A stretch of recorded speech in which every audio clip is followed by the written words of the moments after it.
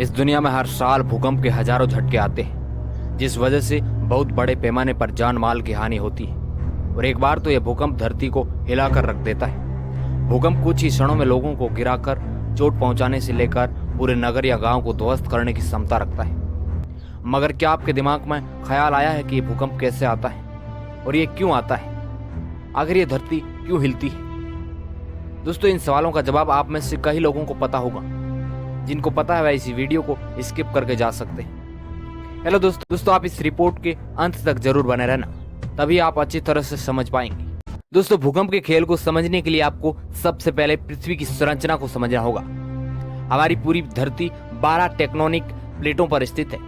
इनके नीचे तरल पदार्थ लावा के रूप में है और ये प्लेटें लावे पर तैर रही होती है। जब ये प्लेटें आपस में टकराती है तो भूकंप का माहौल बनता है। दोस्तों, पृथ्वी की सबसे ऊपर वाले भाग पर क्रस्ट वाली लेयर बनी हुई है। इसी लेयर पर इंसान, पेड़ पौधे और ये सब जमीन है। बीच वाले भाग में मेंटल की लेयर आती है। इसके बाद आउटडोर कोर और इनर कोर आती है, जो पृथ्वी के बीच में होती है। क्रस्ट और मेंटल दोनों को लिथोस्फेयर कहा जाता है। ये प्रत्येक लगभग 50 किलोमीटर की मोटी होती है। इन्हें टेक्टोनिक प्लेट्स कहा जाता है।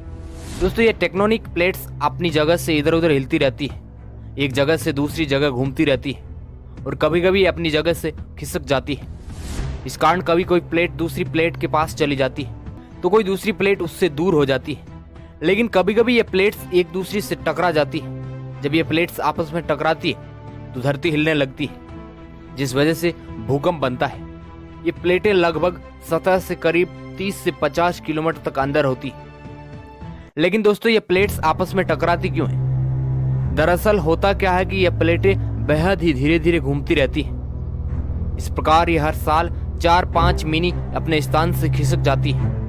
कोई एक प्लेट दूसरी प्लेट के पास यानी निकट चली जाती है तो कोई प्लेट्स उससे दूर चली जाती है, लेकिन कभी कभी आपस में टकरा जाती है। दोस्तों, भूकंप के केंद्र और भूकंप की तीव्रता क्या होती है और इससे क्या प्रभाव पड़ता है? भूकंप का केंद्र उसी स्थान को कहा जाता है जिसके ठीक नीचे इन प्लेटों में हलचल शुरू होती है और भूगर्भीय ऊर्जा निकलती है। इस जगह पर भूकंप बहुत ही ज्यादा होता है। कंपन की आवृत्ति जो जो दूर होती जाती है, इसका प्रभाव कम होता जाता है। लेकिन यह इस बात पर निर्भर करता है कि भूकंपीय आवृत्ति ऊपर की तरफ है या दायरे में। यदि कंपन की आवृत्ति ऊपर को है तो कम क्षेत्र प्रभावित होगा। दोस्तों, भूकंप की तीव्रता को मापने के लिए रिक्टर स्केल को उपयोग में लिया जाता है। भूकंप की तरंगों को रिक्टर स्केल 1 से 9 तक के आधार पर मापता है। रिक्टर स्केल पर भूकंप की भयावहता का अंदाजा इस बात से लगाया जा सकता है कि 8 रिक्टर पैमाने पर आया भूकंप 60 लाख टन विस्फोटक से निकलने वाली ऊर्जा उत्पन्न कर सकता है और यह भूकंप काफी तेज होता है। कितनी तीव्रता के भूकंप का कितना असर होता है?